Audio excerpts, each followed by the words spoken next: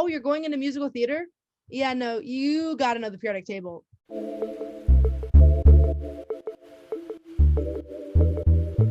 All right, hello everyone. Welcome to episode 7 of Let's Talk About You. I'm your host, Ben Robinson. Today I have a very special guest because we started our podcasts together at the same time. So my guest for today is Ella Haun. So Ella, you could just give yourself a little introduction. Hi guys, I'm Ella. Yeah, like Ben said, we started a podcast at the same time. He helped me, so thank you. But yeah, I've known Ben for a little while. We have mutual friends and we're both on TikTok. I'm really excited to be here and I'm super glad you let me on. Awesome. Well, we have a very interesting topic to discuss because we've talked a lot about this just like on FaceTime with each other, but this is a topic I wanted to talk about on a podcast for a while because I feel like it's just like interesting to talk about. So basically, before I get into that, I say this every time, but the framework for the episode is we have like a conversation that goes on for most of it, and then I answer some of your guys' questions and we play a game at the end. So make sure you're checking my Instagram story because if you want, or you could just DM me questions if you want them answered, and we'll answer your guys' questions just for fun. But basically, the topic for today is sort of general. It's motivation and finding motivation when we're living the same day every single day, and Literally. motivation on social media, all types of stuff like that. So first and foremost, I guess, have you found it really difficult to stay motivated in like quarantine and stuff? Yes, but actually at the beginning of quarantine, I found it so hard to be motivated with literally anything because we were literally in our houses 24 hours a day. Like we were always in our houses. And then I remember like slowly but surely, I like made a plan for myself and like my days went the same. Like I woke up at 7, I had school at 8, I did school from 8 to 3, I ran at 4, I showered at 5, I had dinner at 6. Like I literally planned out my entire day and that was like Monday through Friday, that's what I did. And I never like I thrived so much on that schedule. And like honestly, like sometimes I think about it, I'm like, wow, I was doing so good. And I think it was because I had this like entire schedule. Yeah, I definitely tried to be like during the first quarantine because we had a lot more time. I mean, I had school from 8 to 12. Like I really didn't have that much work to Oh do. my gosh. Yeah, I know. And like even when we were in school, like for the last month of school, I didn't even have my first period class because my chem teacher was like, I'm done teaching, whatever. So I Right. really didn't have that much school. So I was doing a lot of like working out, doing hobbies, fun stuff like that. And it was a little bit difficult to get out of bed some days because I had literally nothing to do. Yeah. But I remember when we were like 2 or 3 weeks into quarantine and we were going to school every day. The days literally blended together. I have no recollection of anything happening during quarantine. Like I picture it as like a 1 week time period. yeah, literally. It because I would just do the same thing. Like I would go tan on my back deck. Yeah, I got Like so tan. me too. I actually tried the Chloe Ting workout. I think every single person even tried that, but I gave up. I gave up. Literally, I did like one and I was like, nope, this isn't fun. It That's all wasn't I a did. fun way to work out, so I couldn't really get motivated to do that. And what I've realized is literally the only way I can do something consistently is if I force myself to do it for the first week every single day at the exact same time and it forces a habit on me. And like what I've realized is like that works for me every time. If I get myself into a habit, I have less of a hard time getting myself to do something like running. I remember there was like a period of like a month where I ran like every day, and it was because I would run every day at the same time, and I'd force myself to do it for like the first week when it wasn't a habit. And then once you grow the habit of it, all of a sudden it's like so easy. Yeah, it's kind of like a way around getting to do stuff when you can't find the motivation is like make it a force of habit instead of like, finding some sort of motivation to get it done. I need to start doing that for myself because I want to do like how you said you woke up an hour before school. I want to start doing that so I'm not like rolling out of bed onto my computer and I'm like half I asleep. always wake up an hour before school because it gives me time to like if I have class at 8, I wake up at 7, go on my phone, whatever, and then make breakfast because that way by the time school starts, I'm not like completely dreading it because I'm like awake enough for it to not completely suck. And I've been doing that since the beginning. Like I've never woken up right when class starts. And That's I good. think it makes things literally so much easier. Yeah, I definitely need to start doing that. And that isn't even the hard part because, I just set my alarm earlier every morning and like force myself to get up and eventually that'll be a habit. But like forcing myself to like do my work in class and like get my work done on time, like I have no motivation to do that, which is very difficult. Honestly, the one actually like good piece of advice that I've found, because I mean, I think you're a junior, right, in high Yeah. school? Yeah. So I'm a senior and I already like sent in my mid-year grades for colleges. So like technically I really could just mail it in at this point. But Yeah. like I know that I need to like keep staying on top of my classes, because the reason that I find it so hard to stay motivated is because a lot of the stuff I'm learning, I don't want to continue studying. So it's like Yeah. kind of a waste. But Yeah. you have to think of it in the sense that like you're kind of training yourself how to learn, as opposed to like how to do these physics problems. Even though I don't want to major in physics, I'm just training myself how to learn, because Yeah. that's going to build those skills in college, you know? Yeah. It's so hard for me. Like algebra and like all that. Like I literally took algebra one, seventh, eighth, and ninth grade. But like finding the motivation to do stuff like that, like the only way I can stay motivated is like saying like at least I'm learning how to go through and do these problems that I literally have no idea how to do, and I'm teaching my brain to kind of solve problems that are extremely difficult. Like that's all I'm getting from it is like the ability to problem solve. Yeah, it's like it's time management and it's work ethic at more than it's, learning how to do derivatives and things like that. Because like let's be honest, 90% of the stuff that we're learning now, we're not going to ever need to know. I think honestly that like, the majority of like useful education ends in middle school. Like Yeah. obviously we need to know basic math, basic grammar, all that stuff, and that ends in middle school. Yeah. I don't know if like people are going to get mad at me for saying that, but I really don't think that a lot of stuff in high school we need to know. I feel like it should be more freedom. Like if you want to go into physics, okay, take the physics class, but not, oh, you're going into musical theater? Yeah, no, you got to know the periodic table. Like what is that going to teach you? And so a lot of people find that so unmotivating because they're literally not taking anything out of it. And I feel like if schools taught classes that were like, here's how to do your taxes, here's Mhm. how to put down a loan on a house, like a life, like my school at least doesn't have like just a life skills class. Like why don't we have that? And when it's so unmotivating then because of like we're learning things that literally don't have any value. Yeah, I know. And it's especially with the pandemic, it's so unmotivating because like at least you're in an immersive environment when you're in the building, so it's easier to pick up information, but like when you're just learning by teaching yourself, it's so hard. And that's literally the only thing that keeps me motivated, is telling myself like I'm training myself how to learn. Because honestly, if I don't try in any of my classes and just mail it in because I could get away with it, by the time I get to college, I'd be screwed. I'd have no work ethic Yeah, whatsoever. because just the same as like when you make habits by doing something every day, you make the exact same habits by not doing anything every day. Like eventually it's going to be harder to motivate yourself if you spend a week giving literally zero effort to class, and then or like say for the rest of the year you gave no effort, like for the next 4 months you just like slid by getting C's and D's without failing, and your Mhm. college like wouldn't figure it out. Then you get to college and all of a sudden you have like these college level classes and you completely fail because you set the habit for yourself to not do anything. And that's why what I've realized is like habits are so important, because the second you set a bad habit, it's just as hard to break as it is to set a good habit, so you might as well just bite the bullet. Yeah, exactly. That's so true. And like I honestly I keep catching myself thinking like, okay, well these classes really don't need to be that hard because I'm not ever going to need to know this stuff, but like I do kind of need to be forcing myself into hard classes because I need to retain that like work ethic. And it goes beyond school too, because I found that like if I start committing myself more to school, then I'm like build up the work ethic to do other things as well. Like especially social media, which I'm sure we'll get to that in a second because that's like a big part of like what we need to stay motivated for. I just find that like if I try harder in school, like throughout the day one day, I'm more motivated to like go and do something after school, as Uh-huh. opposed to like if I'm sitting on my phone all day, I stay on my phone all day.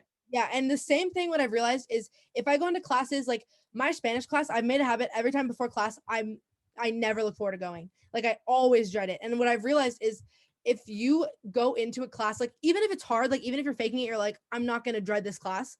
Odds are it's gonna go faster. You're gonna like it a little bit more. You'll be a little bit more motivated. But the second I go into a class and I'm like, I hate this class. This class is Mhm. gonna suck. Everything about it is terrible. The teacher sucks. The class sucks. I'm a bad grade. Like everything's so bad about it. And then you go into that class with that attitude, the class literally lasts double the amount of time.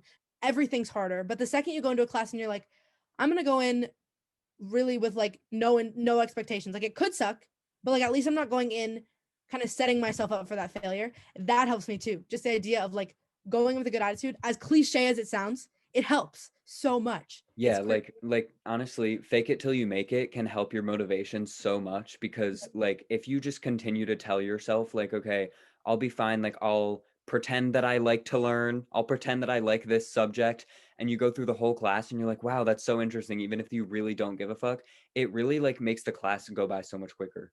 I remember when I first started running in quarantine, I made a habit of where I would literally run like maybe a mile and then just walk the rest. And it was fun because I got out. But when I started running this time, when I started running like a couple months ago, I started off and I was running like 4 miles. And I was like, okay, I'm going to push myself farther. And then eventually, once you pushed yourself, once you kind of faked that, like, no, Ella, like, you're doing so good. You're doing so good. You're going to make it. You're going to keep going. And then I get to like 5.5 miles and I'm like, okay, like, I told myself that I was going to do good. And so I did. Power of intention. I've been realizing this more and more. Power of intention is literally so powerful. It's everything. Yeah. Because I've been getting really into like that, so like crystals and like manifestation and stuff, which I want to do a podcast on that too, like separately, but like the power of intention is something that I've really been learning about. And it's so true because how do you expect to like succeed in something if you go into it saying I'm not going to succeed?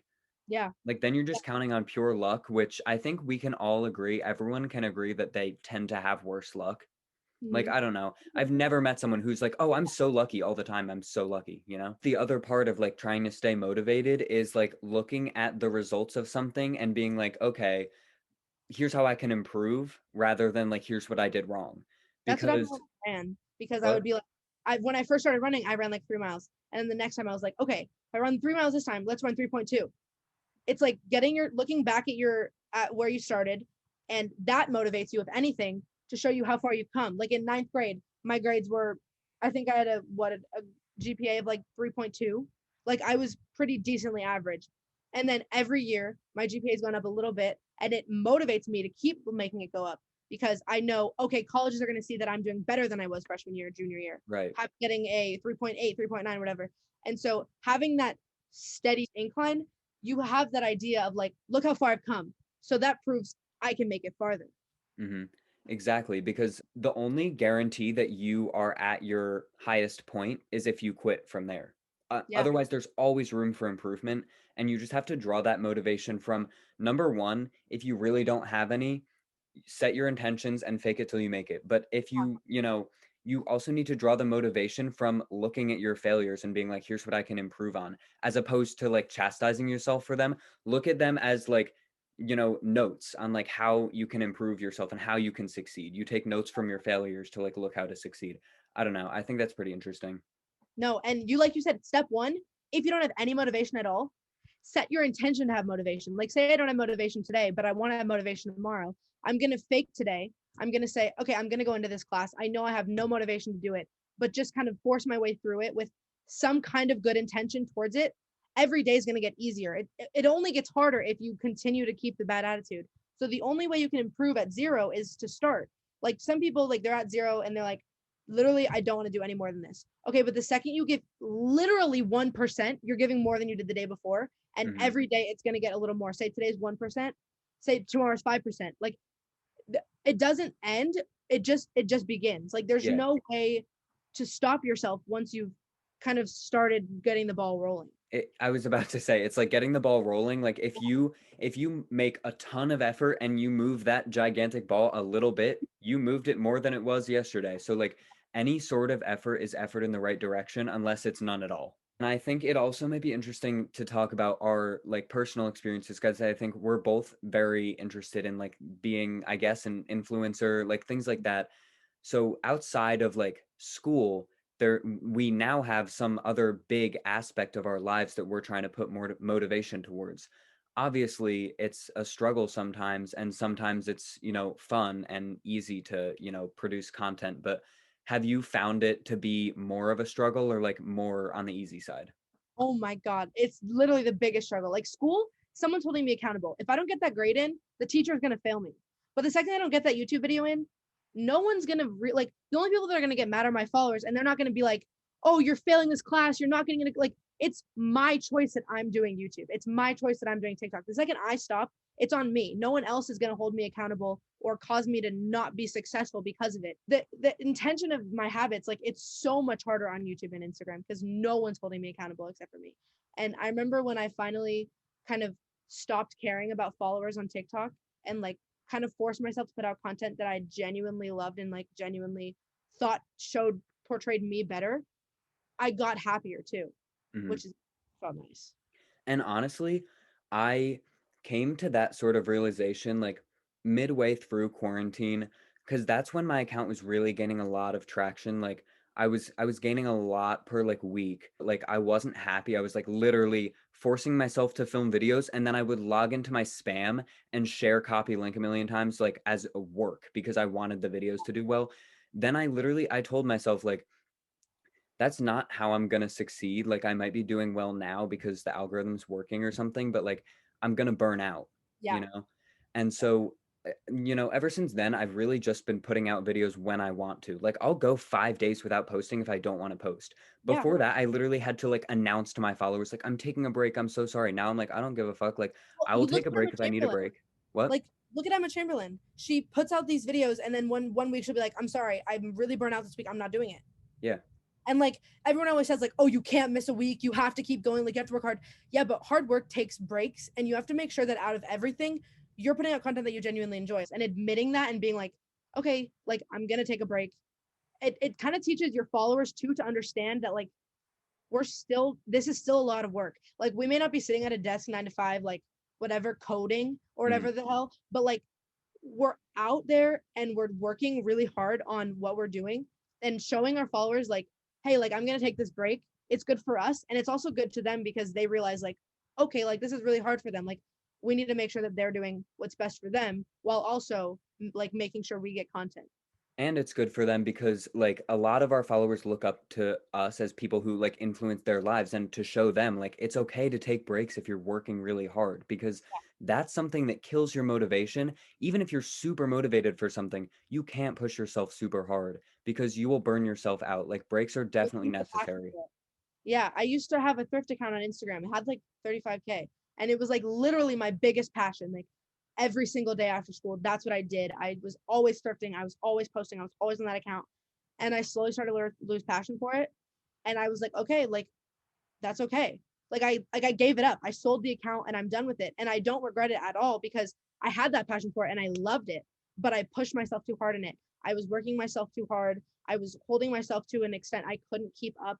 I was waiting, like orders were getting late. I was giving a bad attitude to everyone. And I was like, I physically cannot keep doing that to myself. I can't keep forcing myself to do something if I'm losing the passion for it. So I'm going to move on to something else, but I'm going to take what I've learned from this and put it into what I do.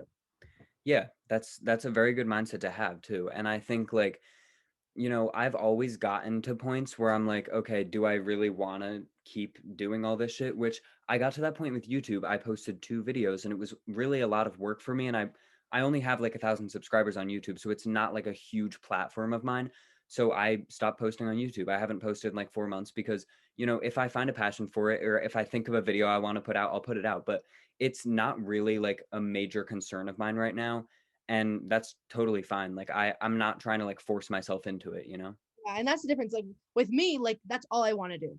And like so I'm doing that. But like it's good that we know like for me that's what I want to do and TikTok is not as much of what I'm focusing on. And like Yeah. YouTube is where I want to go. Like I remember I was in the college meeting the other day and my college counselor was like if you could have one free day where you literally had nothing to do, what would you do?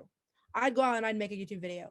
Like that's what I would do because right now that's what I genuinely have a very strong passion for, but it's learning the work ethic behind it. It's setting the habits for it. Because right now I have no habits for it. I'm brand new to it. And it's so much work that I didn't have before. And I have to learn how to set those limits for myself and those goals for myself in order to make sure that I don't burn out after like 2 weeks. Yeah. Yeah. And I've kind of been like, I've definitely been focusing more on TikTok because I think TikTok's an easier platform to grow from. But Yeah. honestly, like this podcast is definitely one of my passions. Like I love filming podcasts and I love I love editing them it. and stuff. It feels like therapy. Exactly. It's literally like therapy, especially because I don't like going to actual therapy because I don't like the other person thinking they have the responsibility to fix me. Me too. Literally, I lied to my therapist. She was like, "You don't even need therapy. You're doing great." And I was like, "No, I'm not." But like, she didn't know that. Yeah. Yeah, exactly. So I don't know. I love doing the podcast, but the main thing is that like I grow my podcast platform from my TikTok. It's not like there's like a for you page for podcasts. So I definitely have to keep focusing on TikTok and, you know, moving those followers onto my podcast and promoting it on my TikTok and stuff. But I love making TikToks, honestly. A lot of my friends have said like my friends that are content creators, I mean, like everyone quit TikTok, like it's so bad for your mental health. Like, but I'm like, honestly, no, like I like it. So No, because I switched over. Like I have a different account. I barely use my main account anymore. And my literal account with 50K versus 750,000 does 10 times better because the content I put out on my backup is the content I genuinely want to put out and I genuinely find funny or amusing or cool versus the stuff I can put out on my main account. I have a ton of 11-year-old followers that don't want to see my humor. They want to yeah. see my Visco girl, energetic ADHD humor from a year and a half ago that I don't have. Like, Mm, that's not who I am. And so when I switched over to this other account and I started posting what I wanted to, it motivated me more because I have more of a passion to, because I'm talking about things that I genuinely find interesting or I genuinely feel like is helping people versus what I post on my main account. And that relief of genuinely I'd not caring about likes at all anymore, which used to literally consume me. Like likes would consume my entire life and now they don't. That in itself motivates me to do more because I'm like, okay, well now I don't care how I do, but I can still put in 100% and it'll do well. But like if I want to put in 100% and doesn't do good, I'm okay with that now. And that's what feels so good. yeah, I've definitely hit that point as well. The only honestly at this point, the only thing that I get upset if it doesn't do well is like when I post about my podcast because I'm like that's what I want people to see and Yeah. then it ends up just not getting views. But that's just more me being annoyed with the algorithm that like those are the videos that don't get shown to my followers. But like if I put a ton of effort into a video and it doesn't do well, honestly, I measure the video's worth based on how much I like it, Yeah. not how many views it gets. Like I've had Yeah. a video, my most liked video is literally me green screening a video of Charlie dancing. I I don't remember think, that. yeah, Oh my God. I remember that video. And then it has like what, like 3 million likes, something like that? yeah, yeah. So if I measured my video's worth off likes, my perception would be screwed Yeah. because that's Me literally the too. most boring video I've posted. Me too. I have so many. Literally, one of my most famous videos is me hitting my sister with a milk jug, and the other one is a list of Amazon finds.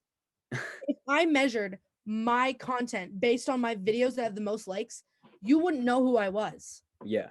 You would have no idea of who I am because all the videos that have done well are literal BS that I just posted randomly in the middle of the day, and then they happen to get millions and millions of views for no reason.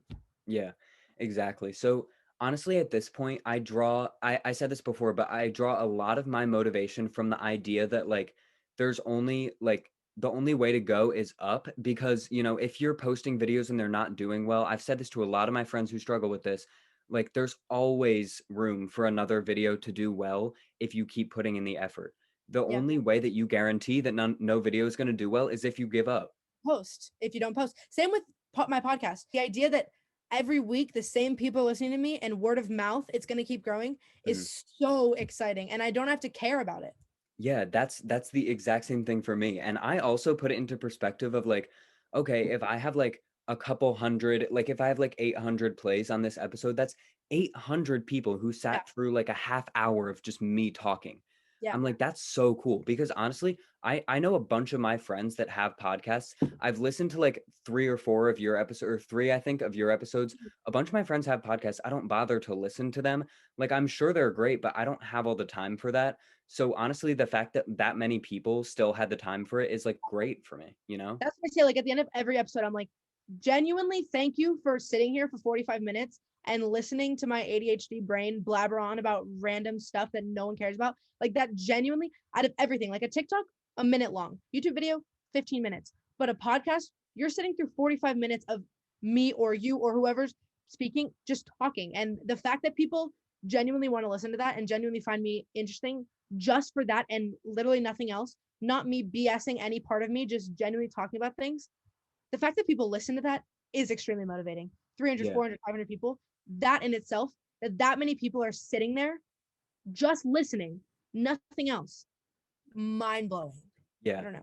It's crazy. So again, I would like to take the time right now to thank anyone who's listening because literally like we just Yeah, went on for like 10 minutes about how cool it is that you are listening right now. that's true.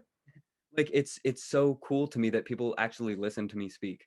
And that's what keeps me motivated also is like the fact that like people care. So that's my main source of motivation is the fact that like people care.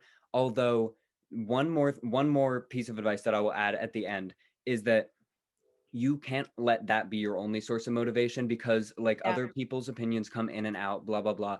Like I draw my, you know most of all, my motivation comes from how proud I am of the things that I put out, which is why I put out these podcasts, because I love doing them. And it's also just so cool to see that other people care. But like, my advice for anyone listening, like draw your main source of motivation for like being proud of yourself, being like, wow, I did that, that's so cool, and like Yeah. I'm gonna keep doing that. Set limits for yourself. Don't like don't completely depend on other people.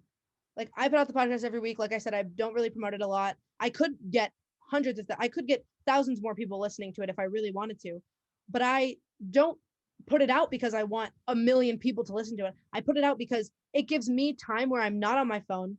I'm talking with myself. Like even you, like you're talking with someone and that helps you because you have this conversation. I sit there and I Yeah. talk to myself and that helps me. And when we have these different ways of kind of like getting off our screens, whether it's with ourselves or you with someone else, you have that time where like you're doing it only because you want to. I'm not doing it for a million views, a million likes, because Yeah. I could get so many more views if I wanted to, but I don't do it for that at Yeah. all anymore.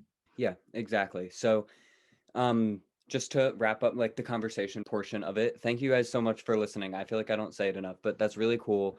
And I'm gonna pull some cool questions. Let's see. If you could move anywhere you wanted right now, where would you go? I think I saw you posted something about this today, right? Yeah, well, I was born in Morocco, which is a country in Africa, and I always say this because I haven't moved back since I was born. If I could move anywhere right now, I'd probably move there and just live where I lived when I was born, because I know nothing about where I was born, and that a lot of people can't say that. Like a lot of Yeah. people, they know exactly where they're born. I know nothing about it, so I'd love to go back and just Yeah, explore. definitely a weird concept, because I was literally born in Boston and I've been back like Yeah, 12 times. Um, I think if I could move anywhere, I would definitely move to Hawaii, but I wouldn't want to stay there for long because it's so far away. But I just want to experience that sort of lifestyle. yeah. Um, okay, someone said, ask them what's their biggest regret. Oh I my God. I couldn't even answer that. I have no idea. I don't, unless I kill someone, I won't ever regret anything enough to ever think about it again. Like I genuinely couldn't think of one thing that I regret. I don't Yeah. believe it's a necessary feeling unless you genuinely do something that harms other people.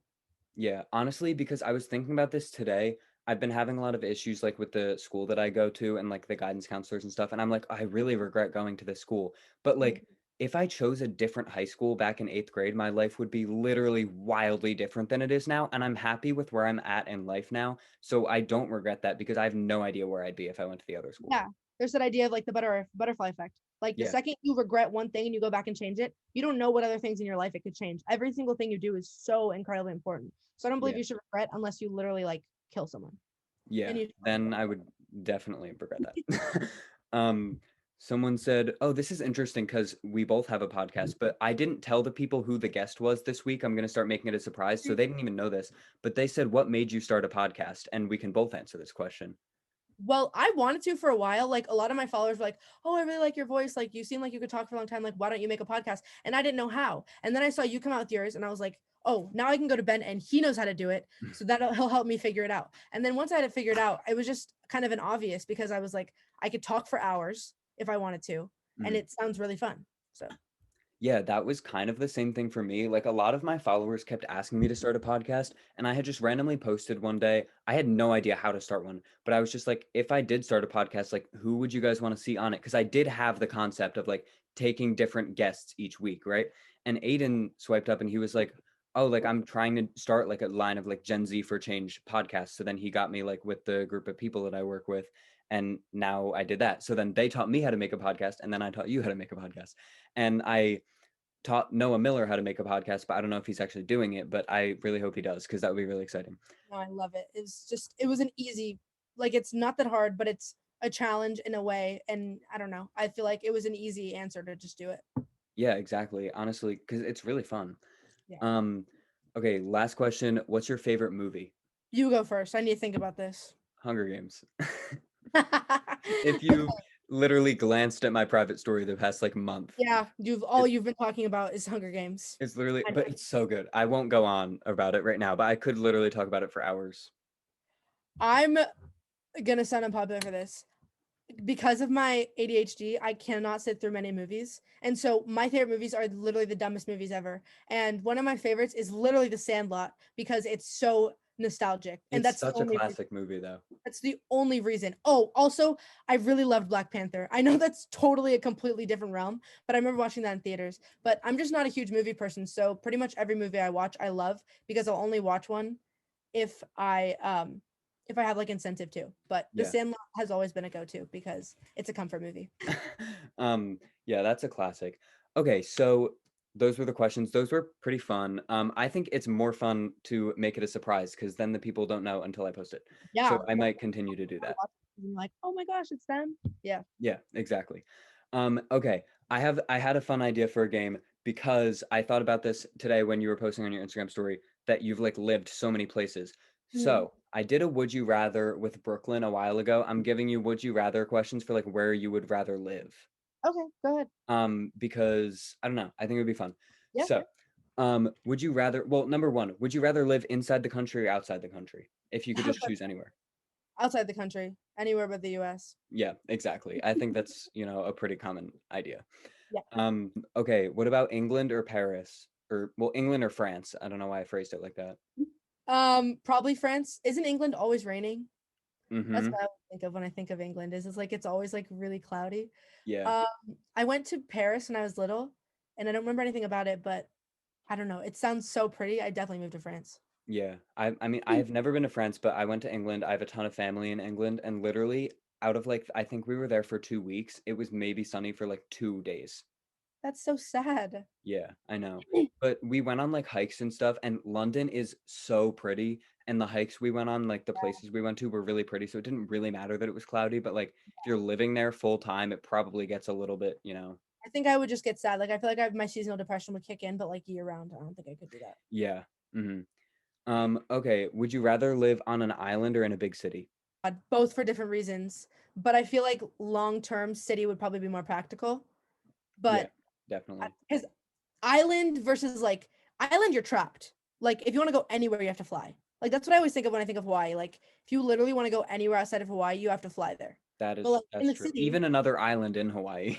exactly. That's why I couldn't do Hawaii for too long. Like I've been thinking about going to college there because I think it'd be like a really cool experience. But Mhm. like you're trapped. Like you better Yeah. really love it because you're not going anywhere unless you spend like hundreds of dollars on a plane ticket. So hmm probably city. I also just have an intense love for New York City. So Okay. Last question. Oh, this is interesting. Would you rather live in Spain or Morocco? oh, Morocco. I have such a desire to go back, even if it's for Mhm. like a day, because I would be so out of body to be like, here's where you were born. Because like I literally have no way there. Like I said before, like it's such a unique experience because I have no recollection of it at all. Like my sister was born in Costa Rica, but she lived there for 3 years after she was born. But I like for forgot you me, live there. That's so cool. yeah, that's why. Like, if I could choose between a city and Costa Rica, I'd move to Costa Rica because you have all those countries around you that you can go to. But the second you're on an island, you're stuck. But what I was saying is, like, with my sister, she lived there for 3 years. She has some kind of memory of it. I lived in Morocco for maybe a year. Mhm. So like, I was just born there, then we left. Yeah, and you So, have no recollection at all. like, of any place in the world, I'd probably go to Morocco. Mhm. Yeah, that's I know my friend went on like a mission trip to Morocco and she absolutely loved it and it looked just beautiful from like the pictures. I would just say Spain because I really want to learn Spanish and like be Yeah. immersed in that. Oh my And gosh. so Yeah. I think I'm gonna do like a study abroad in Spain in college. But what I was gonna say is I went to Costa Rica on a mission trip and I got to like speak Spanish to the women who like lived with us and stuff, and that was so cool. Yeah. And literally the most beautiful place I've been on earth is Costa Costa Rica. Rica is my favorite place on the planet. And I haven't been to many places, but like it can't beat anything. Yeah. The sunsets are just so pretty. Everything. Mhm. People are kind. There's no army. They're an unwar country. They're a very successful. They're very successful in tourism. And I don't know, just in general, it's just a wonderful place. Yeah. Everybody's so happy all the time. Yeah. I do miss it and I want to go back, but then again, I just want to like keep traveling to new places and exploring new Exactly. places. So Yeah. yeah, okay. So that was the kind of entirety of the episode. That was like our 3 portions of it. That was really fun. I feel like we covered so many different topics in like a really short amount of time. But thank you so much for being with me. And thank you everyone for listening. Again, we went through that a lot, but It's literally crazy that anyone listens. yeah, it's just cool to think about. So if you're listening right now, thank you. That's really cool. So thank you to everyone who works with me. So Sara, who's the video and audio editor, Audrey, Daniel, Sydney and Lou, Zander, and then Aidan and Ari, who kind of just like help me out with stuff. So thank you everyone. Thank you for joining me, and thank you everyone for listening. So this will be up on Wednesday. Make sure to check out next Wednesday for next week's podcast. Peace.